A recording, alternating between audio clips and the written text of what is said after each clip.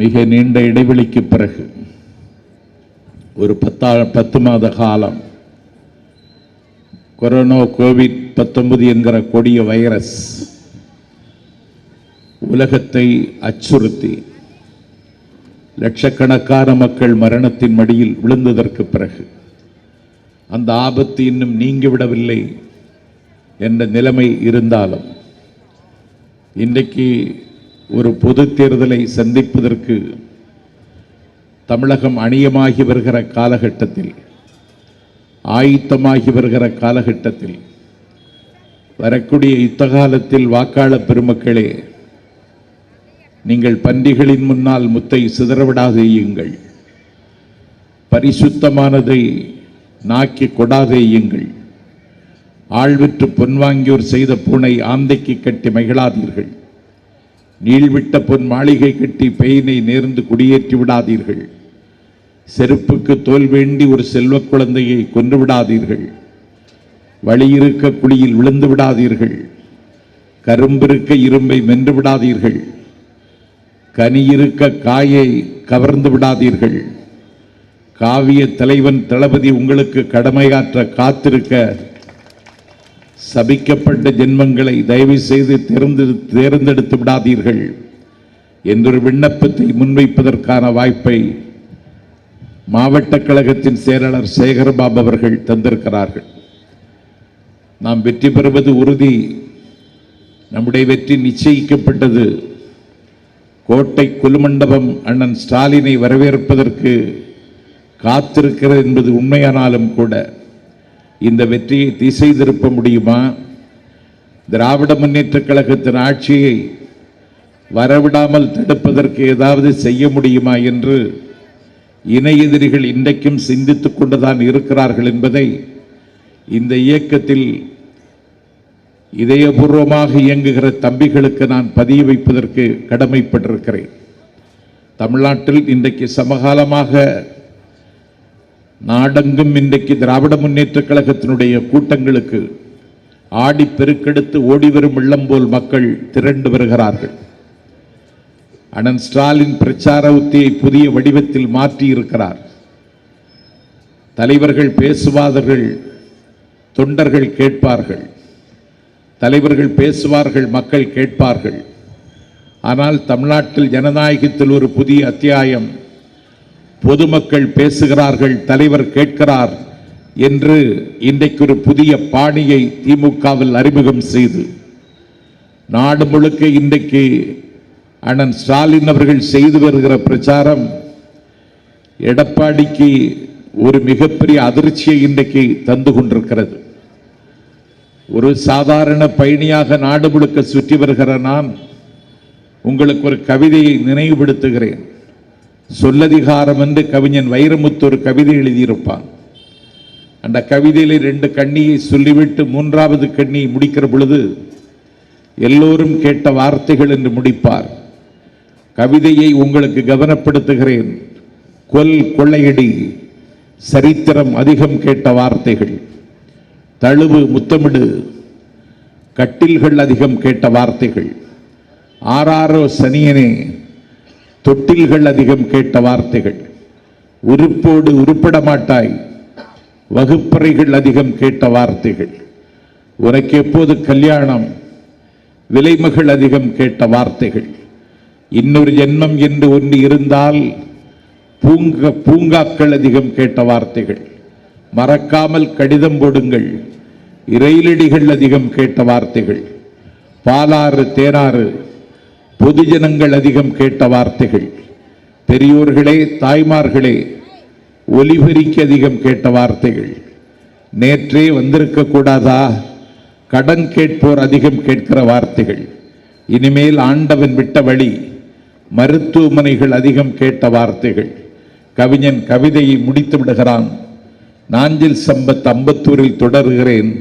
இப்பொழுது அதிகம் கேட்கிற வார்த்தைகள் அடுத்த முதலமைச்சர் தளபதி ஸ்டாலின் என்பதுதான் தமிழ்நாட்டில் அதிகம் கேட்கிற வார்த்தைகள்.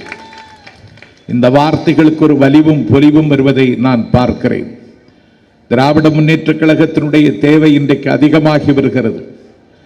இந்திய அரசியல் இன்றைக்கு ஒரு பாசிசத்தின் பிடியில் இன்றைக்கு சிக்கி தவிக்கிறது. இன்றைக்கு 74வது நாளாக உழுவார் உலகத்திற்கு ஆடி என்பார்கள். 100 கிலோமீட்டர் தூரத்தில் 98,000 தங்களுடைய டிராக்டர் என்கிற அந்த உழுவடை கருவியை வைத்துக்கொண்டு கொத்தி தின்னுகிற குளிரில் நடு வீதியில் சமைத்து இன்றைக்கு 74வது நாளாக நடத்தி வருகிற போராட்டத்தை உலகம் இன்றைக்கு பார்த்து கொண்டிருக்கிறது. சர்வதேச அரங்கத்தில் இன்றைக்கு மிகப்பெரிய அதிர்வலைகள் மட்டுமல்ல, மோடி அரசாங்கத்திற்கு எதிரான விமர்சனங்கள் இன்றைக்கு உலக அரங்கில் வைக்கப்படுகின்றன. 74 நாட்களாக நடு வீதியிலே நின்று கொண்டு இரவும் பகலும் டெல்லி நகரத்தில் குளிர்காலத்தில் அவர்கள் நடத்தி கொண்டிருக்கிற போராட்டத்திற்கு நியாயத்தை மதித்து அவர்களோடு ஒரு சுற்று பேச்சுவார்த்தைக்கு கூட இந்த தேசத்தின் பிரதமர் நரேந்திர மோடியை ஆட்டி படைக்கின்ற இந்தியாவினுடைய உள்துறை அமைச்சர் அமித்ஷா ஒரு சுற்று பேச்சுவார்த்தைக்கு கூட இன்றைக்கு இறங்கி வரவில்லை. ஆனால் ஏன் திமுகவின் தலைவர் காலத்தின் தேவை என்று இங்கே சொல்லுகிறார்கள் என்றால், நாடாளுமன்றத்திலே விவாதம் செய்யவில்லை, விவசாயிகளிடத்திலே கலந்து ஆலோசிக்கவில்லை. இப்படி ஒரு மசோதாவை நாங்கள் கொண்டு வருகிறோம் என்பதை சம்பந்தப்பட்ட எதிர்க்கட்சிகளிடத்திலே கூட அது குறித்து கருத்து கேட்கவில்லை. கொரோனா என்கிற கொடிய வைரஸ் மக்களினுடைய உயிரை காவு வாங்கி கொண்டிருக்கிற காலகட்டத்தில் நாடாளுமன்றத்திலே கொண்டு வந்து நிறைவேற்றி அதை நடைமுறைப்படுத்துவதற்கு இன்றைக்கு துடிக்கிறார்கள். இந்த வேளாண் மசோதா நாளைக்கு நிறைவேற்றப்படுகிற நிலைமை வருமானால் களனிவாழ் உழவர்கள் தங்களுடைய நிலங்களை இழக்க வேண்டியது வரும். ஏற்கனவே ஒரு ஏழை விவசாயி உற்பத்தி செய்யக்கூடிய நெல்லினுடைய விலை அவன் தீர்மானிக்க முடியாது. நேற்றைக்குத்தான் தர்மபுரி மாவட்டத்தில் பாலக்கோட்டில் 40 காசுக்கு ஒரு கிலோ தக்காளியை வாங்குவதற்கு நாதி இல்லாத காரணத்தால் தன்னுடைய தோட்டத்தில் விளைந்த எல்லா தக்காளிகளையும் ஒரு லாரியிலே கொண்டு வந்து நடு ரோட்டில் போட்டு வாகனங்கள் ஏறி அதை மிதித்து செல்லுகிற காட்சியை நான் தொலைக்காட்சியில் பார்த்தேன். கரும்புக்கு விலையை கரும்பு விவசாயி தீர்மானிக்க முடியாது. இப்பொழுது என்ன ஆயிற்று என்றால், அடிமாட்டு விலைக்கு விவசாயிகளினுடைய நிலத்தை குத்தகைக்கு எடுத்து அவர்களுடைய உற்பத்தியை முளைப்பையும் சுரண்டுவதற்கு அம்பானி அத்தானி கும்பலுக்கு இந்த தேசத்தை தாரை வார்த்து கொடுக்க துடிக்கின்றவர்கள் வேளாண் மசோதாவை நிறைவேற்றிய தீர்வம் என்று துடிக்கிறார்கள் என்றால் இதற்கு என்ன காரணம் என்பதை வாக்காளர் பெருமக்கள் சிந்திக்க வேண்டும். நாடாளுமன்ற மேலவையில் எடப்பாடி ஓ பன்னீர்செல்வம் தலைமையில் இருக்கிற அதிமுக இந்த தீர்மானத்தை ஆதரிக்காமல் இருந்திருந்தால் இது சட்டம் ஆகியிருக்காது. ஆகவே வேளாண் மசோதா சட்டம் இன்றைக்கு இந்தியாவினுடைய பிரச்சனையாக இருக்குமானால் இந்த பிரச்சனைக்கு முகம் தந்தவர்கள் இவர்கள். இதை படித்து பார்க்காமல், அதில் என்ன இருக்கிறது என்றே தெரிந்து கொள்ளாமல் வேளாண் மசோதாவை தமிழ்நாட்டின் முதலமைச்சர் ஆதரித்தார். அது என்ன தவறு என்று கேட்டார். என்ன தவறு என்று டெல்லியில் போராடுகிற விவசாயிகள் மத்தியில் கேட்பாயா? கேட்கிற துணிச்சல் உண்டா? இன்றைக்கு போராடும் விவசாயிகளில் 80 பேர் இறந்து போனார்கள். ஒரே ஒருவன் இறந்தான், ஒரு கருப்பன். எங்கே? அமெரிக்க திருவிடத்தில் வாஷிங்டன் நகரில் போலீஸ் தாக்கினான். போலீஸ் தொண்டைக்குழியில் பூட்ஸ்காலை வைத்தான்.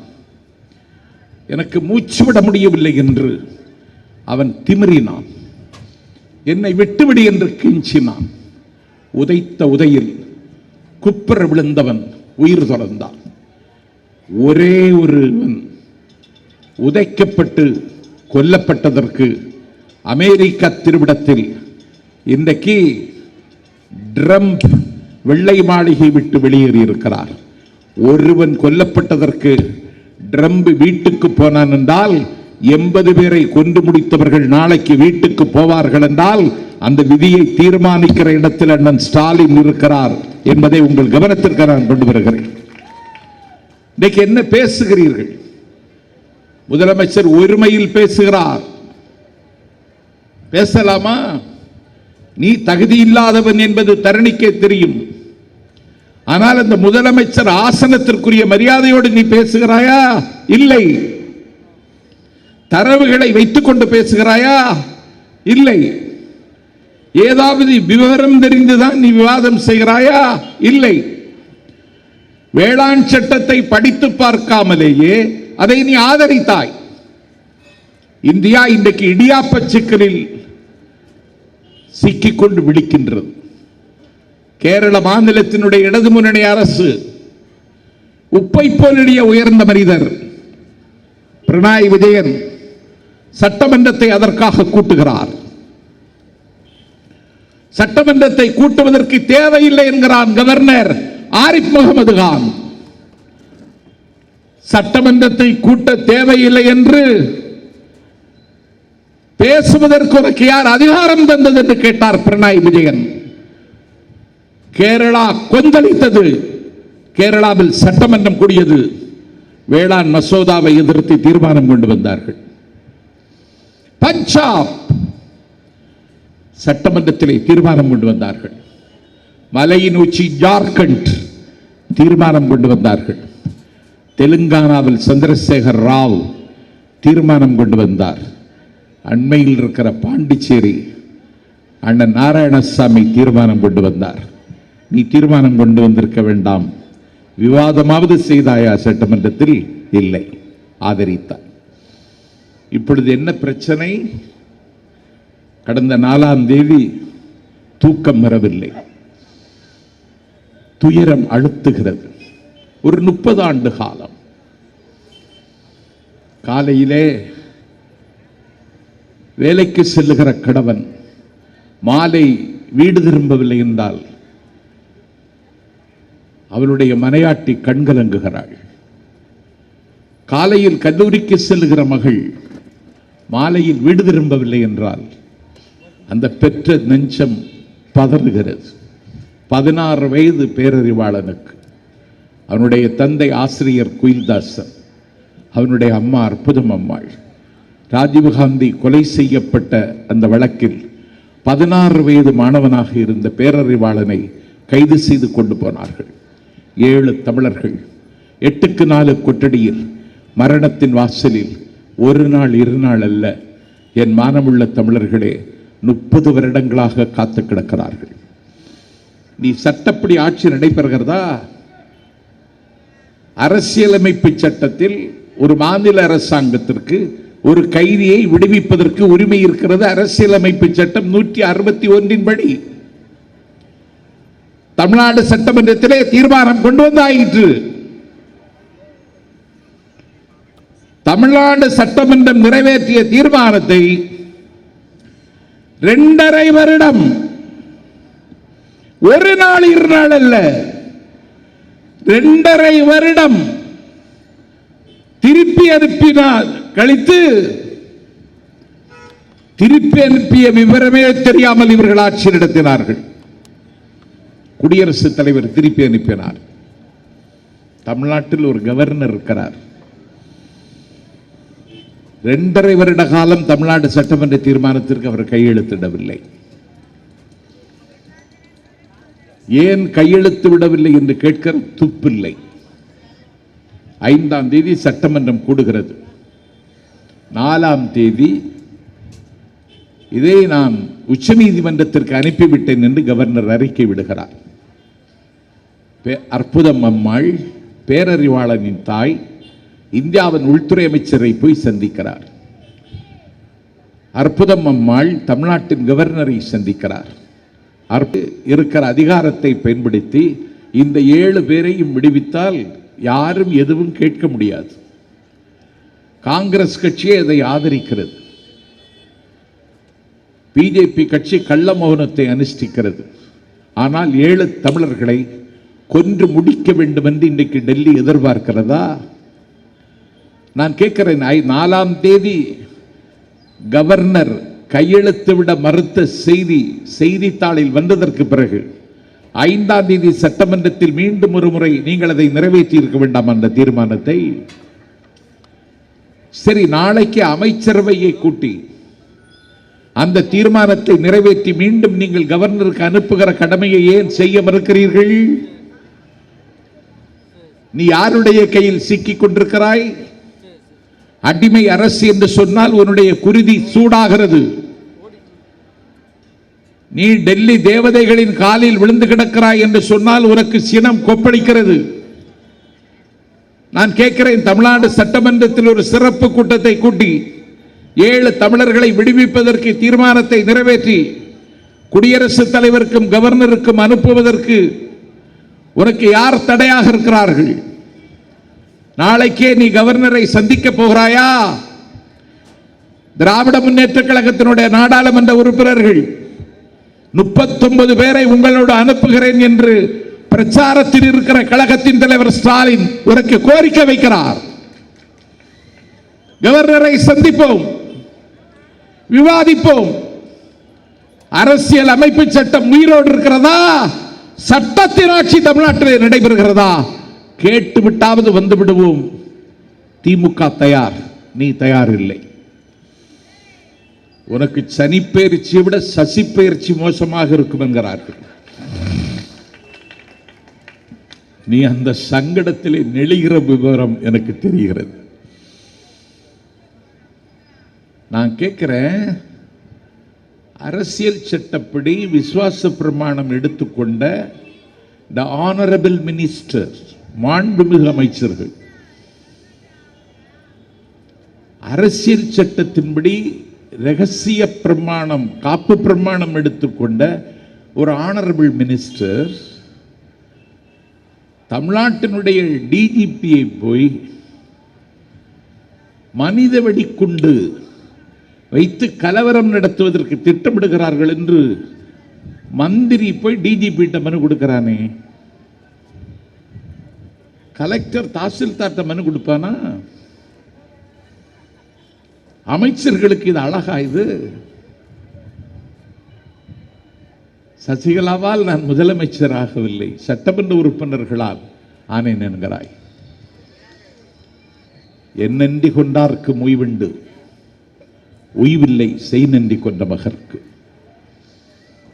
முதலமைச்சராக சட்டமன்ற உறுப்பினர்கள் தேர்ந்தெடுத்ததற்கு பிறகு 2 திராவிட இயக்கத்தில் ஒன்றை அழிக்க வேண்டும் என்று காவி கும்பல் கங்கணம் கட்டிக்கொண்டு தமிழ்நாட்டில் நாங்கள் காலூன்றப் போகிறோம் என்று சொல்லி இங்கே ஒரு மத பயங்கரவாதத்தை கட்டவிழ்ப்பதற்கு அவர்கள் திட்டமிட்ட காலகட்டத்தில் சரியோ தவறோ சட்டமன்ற உறுப்பினர்கள் ஏகமனதாக கூடி ஒரு முதலமைச்சரை முன்மொழிந்ததற்கு பிறகு கவர்னர் ஏன் அதை அங்கீகரிக்கவில்லை? அந்த கேள்விக்கு விடை உண்டா? கூவத்தூர் கூத்திலே இவர் முதலமைச்சராகிவிட்டார். சட்டமன்ற உறுப்பினர்களா உன்னை தேர்ந்தெடுத்தார்கள். நீ குப்பை மேட்டில் இருக்க வேண்டியவன் கோட்டையில் இருக்கிறாய். சசிகலாவினுடைய கருணா கடாட்சம் நீ ஊர்ந்து வந்த காட்சியை இன்றைக்கும் வாட்ஸ்அப்பில் பார்க்கலாம். ஊர்ந்து வருகிறான், குனிந்து வருகிறான். நக்காத குறைதான் நீ இந்த நாட்டின் முதலமைச்சர். நன்றி உண்டா? வேட்டை நாய் ஒன்று ஒரு பாம்பை துரத்தி கொண்டு வருகிறது. அந்த பாம்பு இந்த வேட்டை நாயின் வாயில் சிக்கி செத்து விடுவோம் என்று அஞ்சுகிறது. ஒரு மனிதனை பார்த்து அந்த பாம்பு கேட்டது, உயிருக்கு ஆபத்து, எனக்கு நீ அடைக்கலம் தர வேண்டும். வேட்டை நாய் என்னை விரட்டி என்னை தின்றுவிடும், என்னை கொன்றுவிடும், எனக்கு அடைக்கலம் தா. அப்பொழுதுதான் அந்த மனிதன் கேட்டான், நீ பாம்பு, நான் உனக்கு எப்படி அடைக்கலம் தர முடியும்? அப்போது அந்த நாய், அந்த பாம்பு சொன்னது, நீ குந்தி இருந்து கொள், உன்னுடைய ஆசன வாய் வழியாக ஏறி நான் உன் வயிற்றுக்குள் உட்கார்ந்து விடுகிறேன் என்று. அவன் குந்தி உட்கார்ந்தான். அவன் ஆசன வாயின் வழியாக ஏறி பாம்பு அவனுடைய வயிற்றுக்குள் போய் பத்திரமாக உட்கார்ந்து கொண்டது. வேட்டை நாய் ஏமாற்றத்தோடு திரும்பி விட்டது. இவனுக்கு வயிற்றில் இருக்கிற பாம்பினால் வயிற்றிலே குடைச்சல், வயிற்றிலே வலி, வயிற்றிலே அவனுக்கு தாங்க முடியாத அவஸ்தை.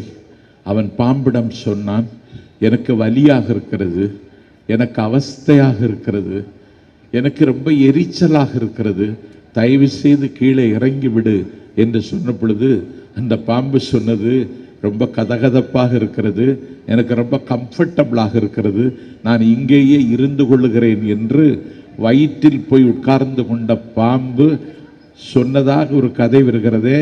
அந்த பாம்புக்கும் பரதேசி முதலமைச்சரை உனக்கும் ஏதாவது வித்தியாசம் உண்டா? நீங்கள் ஏன் இப்படி துரோகம் செய்கிறீர்கள்? அரசாங்கத்தை கேள்வி கேட்டால் உனக்கு ஆத்திரம் இருக்கிறது. அரசாங்கத்தை கேள்வி கேட்கத்தான் எதிர்கட்சி இருக்கிறது. கம்பனுடைய ராமாயணத்தை படித்து பார்த்தால் ராவணன் கீழே விழுந்து கிடப்பான், கம்பன் பேசுவான், டேய் ராவணா, உனக்கு ஏன் இந்த வீழ்ச்சி வந்தது தெரியுமாடா? உனக்கு சரியான எதிர்கட்சி இல்லை, அதனால்தான் உனக்கு இந்த வீழ்ச்சி என்று கம்பன் பேசுவான். அடுக்கும் இது அடாது இது என்று அறிவினால் ஏது காட்டி உன்னை இடிக்கினர் இல்லை என்றான் கம்பன். அடுக்கும் இது, அடாது இது, நடக்கும் இது, நடக்காது இது, நன்றது, தீது, மரபிது, மருளிது, இருளிது, வெளிச்சம் இது என்று உன்னை ஆற்றுப்படுத்துகிறார் எதிர்க்கட்சி தலைவர் ஸ்டாலின். கேட்கிறாயா? கொரோனா காலகட்டத்திலே அனைத்து கட்சி கூட்டத்தை கூட்ட சொன்னார். இந்த சுமையில் இருந்து மக்களை விடுவிப்பது எப்படி? கலந்தாலோசிக்கலாம். இந்த மக்களை பாதுகாப்பதற்கான வழிமுறைகள் என்ன? மனமிட்டு பேசுவோம். அனைத்து கட்சி கூட்டத்தை கூட்டுங்கள் என்றார். முடியாதென்றார்.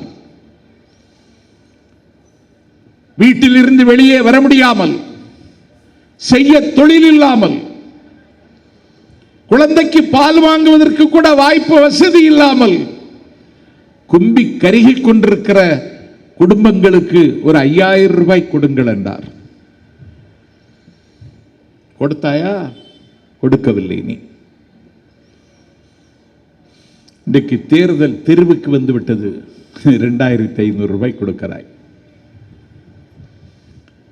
அன்றைக்கு 5000 ரூபாய் கொடுத்திருந்தால் பல பேர் உயிரை காப்பாற்றி இருக்க முடியும். நீ செய்யல. அண்ணன் ஸ்டாலின் தெற்கு சீமைக்கு போகிறார். அஞ்சலை என்றொரு பெண் தளபதியிடத்தில் மனு கொடுக்கிறாள். கணவன் என்னை கைவிட்டு விட்டு போய்விட்டான். நான் இப்பொழுது விதவை கோலம் போட்டிருக்கிறேன். எனக்கு தாய் இல்லை, என்னை தாங்கிக் கொள்ள ஒரு உறவில்லை. தற்கொலை செய்து கொள்வதை தவிர வேறு வழி தெரியவில்லை. எனக்கு நீங்கள் ஏதாவது ஒரு வகையில் உதவ முடியுமா? நான் தாசில்தாரிடத்திலும் மாவட்ட கலெக்டரிடத்திலும் மனு கொடுத்து என்னுடைய மனுக்கள் கண்டுகொள்ளப்படவில்லை.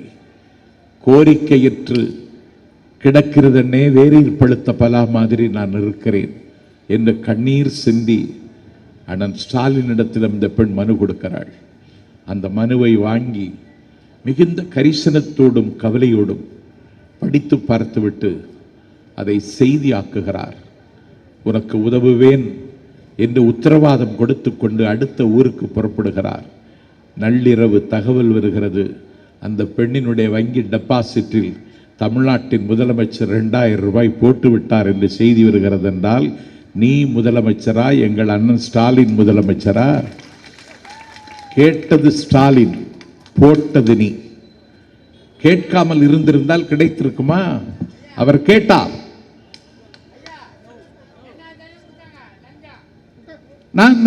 நான் கேட்கிறேன், அவர் சொன்னதால் நடந்தது. அரசு பள்ளி மாணவர்களுக்கு 7.5% MBBS படிப்பதற்கு இடஒதுக்கீடு. மிகப்பெரிய சாதனை. ஒரு பக்க விளம்பரம். 1000 கோடி ரூபாயில் உன் அப்பன் வீட்டு பணமா? உன் ஆத்தால் கொண்டு வந்த சீதனமா? நாட்டு மக்களின் வரிப்பணத்தில் மஞ்சள் குளிக்கிற மானங்கட்டவர்களே, 7.5% இடஒதுக்கீடு அரசு பள்ளி மாணவர்களுக்கு MBBS இடம் என்றால் நான் கேட்கிறேன், 100% இழந்துவிட்டு நீ 7.5% தந்திருக்கிறாய். உண்டா இல்லையா? எனக்குரியதல்லவா அது? நீ ஒரு கலையரசன் கமிட்டி போட்டாய், இடஒதுக்கீட்டுக்கு எவ்வளவு தரலாம் என்று. கலையரசன் கமிட்டி என்ன சொன்னது? அரசு பள்ளி மாணவர்களுக்கு MBBS படிப்பதற்கு 10% இடஒதுக்கீடு கொடி என்றது. கலையரசன் கமிட்டி 10% கொடி என்றதற்கு பிறகு அதுல 2.5 ஏன் வெட்டின? நீயே ஒரு 7.5 எதுக்கு வெட்டின? சரி, அரசு பள்ளி மாணவர்களுக்கு 7.7% இடஒதுக்கீடுன்னு தீர்மானம் கொண்டு வந்தாச்சு. திமுக ஆதரித்தது, எதிர்க்கட்சி தலைவர் ஒத்துழைப்பு தந்தார். தீர்மானம் கவர்னரின் கவனத்திற்கு போனது. கையெழுத்திட்டாரா? கையெழுத்திடவில்லை. தமிழ்நாட்டின் தலையெழுத்தை தார்பூசி அளிக்க துடிக்கிறார் கவர்னர். கையெழுத்திடவில்லை. ஏன் கையெழுத்து போடவில்லை என்று கேட்டீர்களா? கேட்க துணிவில்லை. அண்ணன் RS பாரதி முதலமைச்சருக்கு ஆண்மை இருக்குமானால் என்று சவால் விட்டார். நான் அண்ணன் RS பாரதிக்கு சொல்லுகிறேன், இல்லாததையெல்லாம் பற்றி நீங்கள் பேசக்கூடாது. நான் கேட்கிறேன், ஏன் கையெழுத்து போடலைன்னு கேட்டியா? அவருக்கு ஒரு ரிமைண்டர் லெட்டர் கொடுத்தியா? உனக்கு அவரிடத்தில் பேசுவதற்கான உனக்கு லாங்குவேஜ் ப்ராப்ளம் இருக்கலாம், அட்வொகேட் ஜெனரல் அனுப்பி வச்சியா? ஆங்கிலம் தெரிந்தவர்களையாவது அனுப்பி வச்ச? சீஃப் செக்ரட்டரி அனுப்பி வச்ச? வைக்கல. கிண்டியில் கவர்னர் மாளிகைக்கு அருகில் திராவிட முன்னேற்ற கழகத்தின் சார்பில் தளபதியின் தலைமையில் என்ன சொன்னார் கவர்னர்? எனக்கு 4 மாத கால அவகாசம் வேண்டும் என்று கேட்டார். நான் கேட்கிற ஒரு ரெசல்யூஷனை படித்து பார்த்து முடிவெடுப்பதற்கு எதற்கு 4 மாத கால அவகாசம்? எதற்கென்று கேட்கிறேன். 4 மாத கால அவகாசம் வேண்டும் என்று கேட்டார். கவுன்சிலிங் முடிய போகுது, அட்மிஷன் க்ளோஸ் ஆக போகுது. அண்ணன் ஸ்டாலின் விரைந்து முடிவெடுத்தார். கவர்னர் மாளிகையில் 7.5% இடஒதுக்கீடுக்கு கவர்னர் கையெழுத்திட வேண்டும் என்று கண்டன ஆர்ப்பாட்டம் நாடுகிற நரம்புகிற நாட்டையாளும் மன்னவர்களின் குடையதர கோலதர கொற்ற தவிசதர கண்டன ஆர்ப்பாட்டம் நடத்தினார். அடுத்த நாள் கையெழுத்திட்டார். நீ முதலமைச்சரா, அண்ணன் ஸ்டாலின் முதலமைச்சரா? கையெழுத்திட்டார். ஒரு ஏழை குடியானவன் பிள்ளைக்கு MBBS படிப்பதற்கு ஒரு தனியார் மருத்துவக் கல்லூரியில் இடம் கிடைத்து விடுகிறது. தனியார் மருத்துவக் கல்லூரிக்கு கட்டணத்திற்கு வரம்புண்டா? ஒரு மருத்துவம் படிக்கின்ற மாணவனின் தந்தை என்ற நிலையில் சொல்லுகிறேன். அந்த சோகத்தை சொல்லி எழ நான் ஆரம்பித்தால் எவ்வளவு வடுக்கள் நிறைந்த வாழ்க்கை என்பது என்ன நானே அனுபவிக்கிறேன். அதை நான் கேட்கிறேன், அதற்கு கால வரம் உண்டா? நீ கொண்டு வந்திருக்கிற நீட் இதற்கு நிவாரணம் தானா? இல்லை. அப்படி என்றால் ஒரு மூட்டை சுமக்கிற தொழிலாளி, ஒரு ரிக்ஷா தொழிலாளி, ஒரு ஆட்டோ ஓட்டுகிறவன், கடலாடுகிற மீனவன் பிள்ளைக்கு 7.5% இடஒதுக்கீட்டில் MBBS படிப்பதற்கு இடம் கிடைத்தால் அதற்கான கட்டணத்தை செலுத்துவதற்கு பேக்கேஜிங் சார்ஜுங்கிறான். கொடுப்பதற்கு அந்த குடும்பத்திற்கு வசதி இருக்கிறதா? அண்ணன் ஸ்டாலின் அன்றைக்கு அறிவித்தார், கட்டணம் கட்ட வாய்ப்பில்லாத அரசு பள்ளி மாணவர்களுக்கான கட்டணத்தை திராவிட முன்னேற்ற கழகமே செலுத்தும் என்று அறிவித்தார். அதுக்கு பிறகு தானே நீ கொடுக்கிற என்ன? அப்ப நீ முதலமைச்சரா, ஸ்டாலின் முதலமைச்சரா? கூச்சம் இல்லாமல் டெல்லி ஏகாதிபத்தியத்தின் காலடியில் விழுந்து கிடக்கிறீர்கள். கலைவாணர் அரங்கத்தில் கவர்மெண்ட் ஃபங்க்ஷன். இந்தியாவில் இதற்கு ஏதாவது முன்மாதிரி இருக்கிறதா? ஒரு ஹோம் மினிஸ்டர் வல்லமையுள்ள ஹோம் மினிஸ்டர்களை எல்லாம் இந்த நாடு பார்த்திருக்கிறது. லால் கிஷன் அத்வானி இந்தியாவின் ஹோம் மினிஸ்டர்,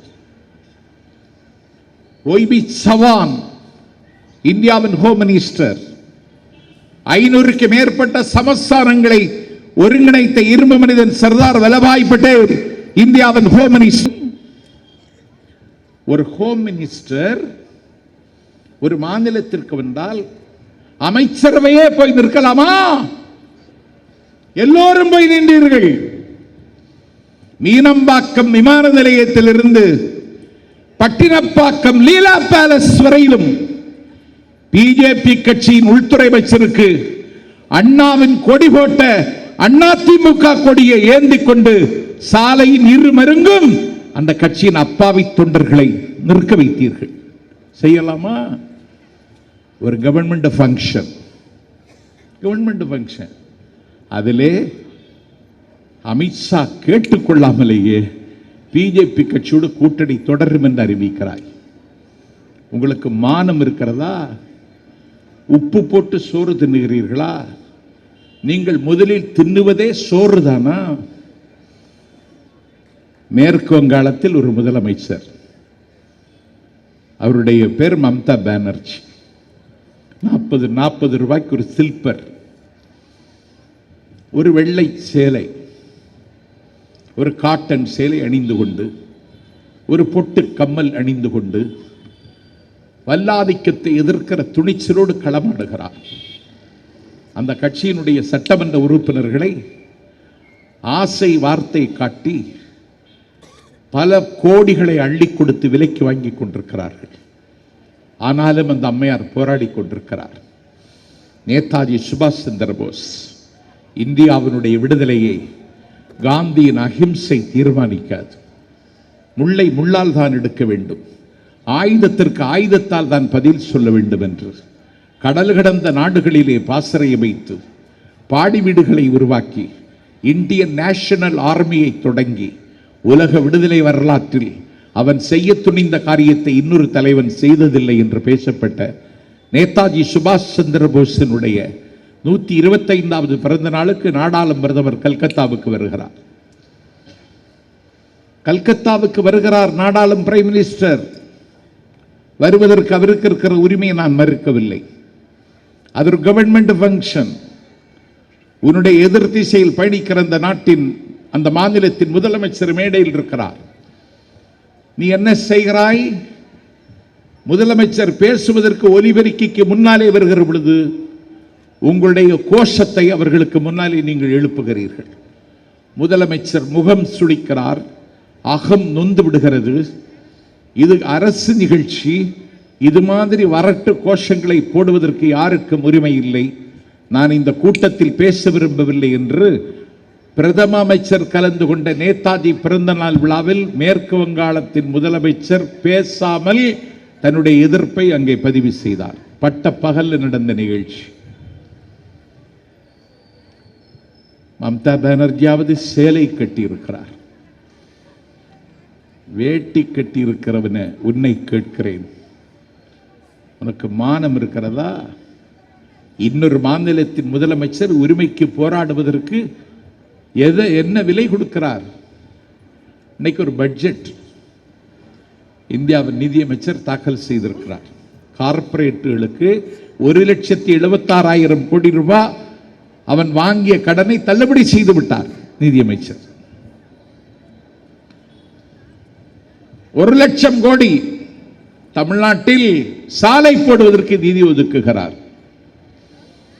மிகப்பெரிய கொந்தளிப்பார போராட்டத்தை நடத்தி கொண்டிருக்கிற மக்கள் மத்தியில் வெந்த புண்ணில் வேலை பாய்ச்சுவதைப் போல சேலம் சென்னை 8 வழிச்சாலை திட்டம் இந்த ஆண்டை நடைமுறைக்கு வரும் என்று நிதிநிலை அறிக்கையில் நாடாளுமன்றத்தில் அந்த அம்மையார் அறிவிக்கிறார்.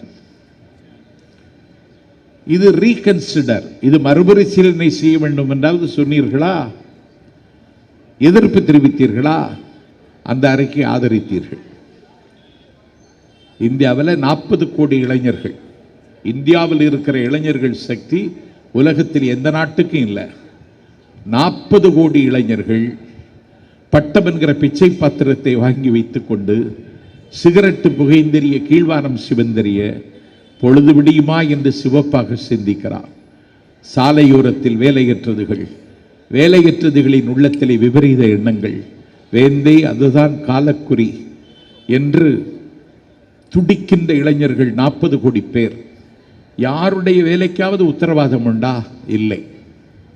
இந்த பட்ஜெட்டில் அதை பற்றி அவன் பேசவே இல்லை. அந்த அம்மையார் அண்ணா RS பாரதி சொன்னது மாதிரி இன்னைக்கு எம்டெக் பயோடெக்னாலஜி கோர்ஸ், ஒரு பூத்து வருகிற புதிய உலகத்தை புரட்டி போடுவதற்கு சில கோர்ஸ் இருக்கு. அதில் எம்டெக் பயோடெக்னாலஜி ஒன்று. அண்ணாமலை யூனிவர்சிட்டிக்கு 48 சீட். அண்ணா யூனிவர்சிட்டிக்கு அகிலம் போற்றுகிற எங்கள் அறிஞர் அண்ணாவின் பெயரால் சர்வதேச கவனத்தை கவர்ந்திருக்கிற அண்ணா யூனிவர்சிட்டியில் ஒரு சங்கி வைஸ் சான்சலர். அந்த சங்கி 48 மாணவர்கள், தமிழ்நாட்டு மாணவர்கள் படிக்கக்கூடிய எம்டெக் கோர்ஸில் சமூக நீதியை நடைமுறைப்படுத்துங்கள் என்றால் எம்டெக் கோர்ஸே க்ளோஸ் பண்ணிட்டான் வைஸ் சான்சலர். நான் உயர்கல்வித்துறை அமைச்சரை கேட்கிறேன், கண்டனத்தையாவது தெரிவித்தீர்களா? கவலையாவது தெரிவித்தீர்களா? ஒரு ஆட்சி எப்படி நடக்க வேண்டுமோ அப்படி இன்றைக்கு நடக்கவில்லை. இன்னைக்கு தான் போரூரில் பேசினியே, உன்னை எவனாவது கூப்பிட்டானா? சேகர் பாபு என்னை கூப்பிட்டார்.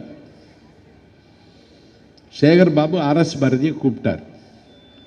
உன்னை போரூரில் இருக்கிறவன் பேச்சை கேட்கணும்னு கூப்பிட்டானா? நீயா அறிவிக்கிற, அத்துமீறுற.